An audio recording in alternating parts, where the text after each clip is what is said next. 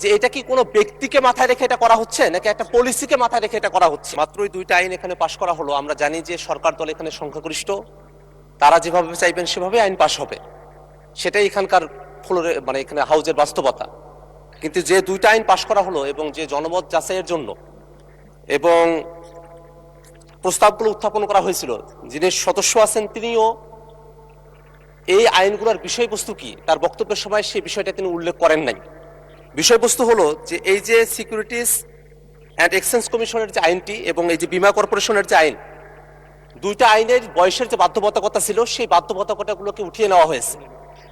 বিলের দিকে তাকালে মনে হয় যে খুবই সংক্ষিপ্ত একটা কথা, যে কমা সেমিকোলন তার পরিবর্তে দাড়ি প্রতিস্থাপিত হবে, শর্তগুলো বাদ যাবে।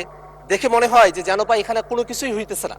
কিন্তু বাস্তবতা হলো এই যে সিকিউরিটিজ অ্যান্ড এক্সচেঞ্জ কমিশন, সেখানে 65 বছরের একটা বাধ্যবাধকতা ছিল চেয়ারম্যান এবং সদস্যদের ক্ষেত্রে, এবং বীমা উন্নয়ন ও নিয়ন্ত্রণ কর্তৃপক্ষ সেখানে 67 বছরের একটা বাধ্যবাধকতা ছিল। বিষয়টি হলো মাননীয় অর্থমন্ত্রী তার বক্তব্যে বলেছেন যে যোগ্য লোক নিয়ে আসা দরকার, দক্ষ লোক নিয়ে আসা দরকার, এই কারণে বয়সের বাধ্যবাধকতা তারা উঠিয়ে দিচ্ছেন। প্রশ্নটা হলো যে এটা কি কোনো ব্যক্তিকে মাথায় রেখে এটা করা হচ্ছে নাকি একটা পলিসিকে মাথায় রেখে এটা করা হচ্ছে। আমাদের যেটা ধারণার বিষয়, যেভাবে বাংলাদেশ ব্যাংকে একটা নিয়োগ হয়েছে সেভাবে যদি কোনো বিশেষ ব্যক্তিদেরকে মাথায় রেখে এই আইনে বয়সের যে বাধ্যবাধকতা ছিল সেটাকে যদি উঠিয়ে দেওয়া হয়, তাহলে মাননীয় মন্ত্রী যেমন দক্ষ এবং যোগ্য লোকের কথা বলেছেন সেই জায়গাটাতে কিন্তু একটা কন্ট্রাডিকশন তৈরি করবে।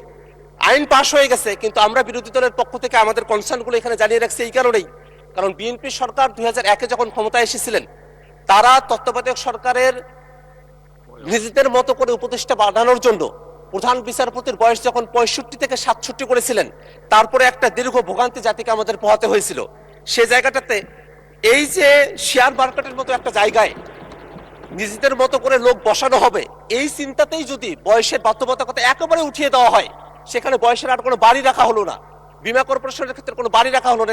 এগুলো কিন্তু আর্থিক প্রতিষ্ঠান, দেশের অর্থ সম্পদগুলো যদি এখান থেকে লুটপাটের মতো কোনো পরিবেশ ভবিষ্যতে তৈরি হয়, তার জন্য কিন্তু সরকার দলকে দায়ী থাকতে হবে। মাননীয় স্পিকার, আমরা আমাদের এই কনসার্নটা জানিয়ে রাখলাম। আমরা চাইবো যে সরকার যেভাবে বলেছেন সৎ এবং যোগ্য লোক, দক্ষ লোক, সেই কি পরিমাণ সৎ এবং যোগ্য এবং দক্ষ লোককে সেই প্রতিষ্ঠানগুলোতে সামনে নিয়োগ দেওয়া হবে, আইন তো পাশ করা হয়েছে, সেটা দেখার অপেক্ষায় জাতীয় অপেক্ষা করছে। মাননীয় স্পিকার, আপনাকে ধন্যবাদ।